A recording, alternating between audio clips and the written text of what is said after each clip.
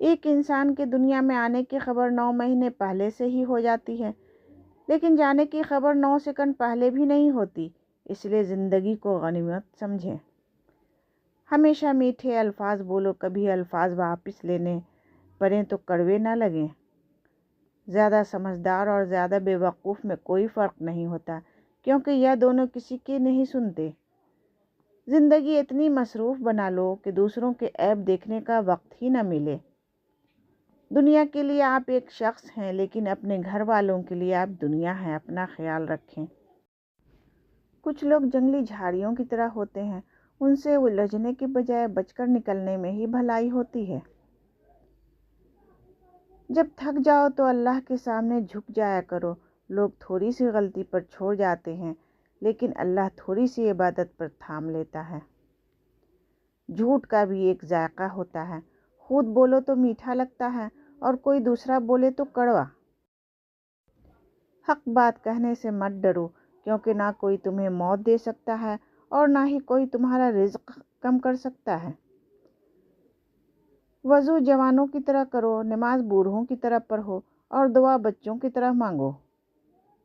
سیدھے راستے اور سیدھے لوگ اکثر لوگوں کو پسند نہیں آتے۔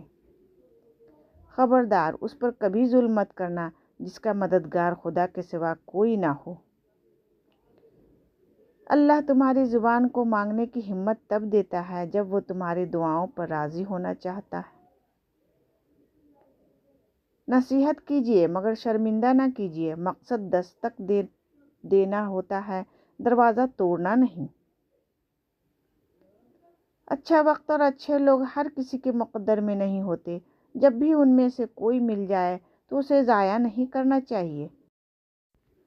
عادتیں انسان کو بناتی اور بگاڑتی ہیں، اور عادتوں میں سب سے بہترین عادت خوش اخلاقی ہے۔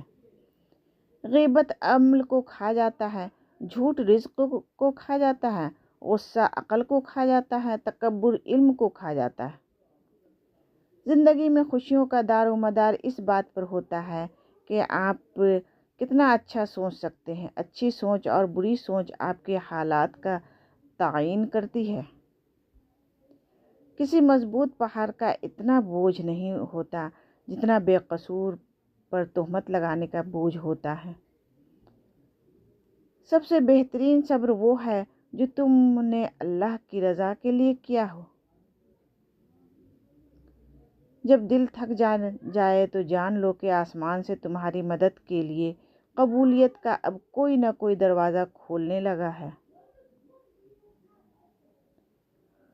ابو ہریرہ سے معقول ہے کہ رسول اللہ صلی اللہ علیہ وسلم نے فرمایا، اللہ تعالیٰ کے خوف اور ڈر سے رونے والا شخص جہنم میں نہیں جا سکتا۔ موت کو یاد رکھنا نفس کی تمام بیماریوں کا علاج ہے۔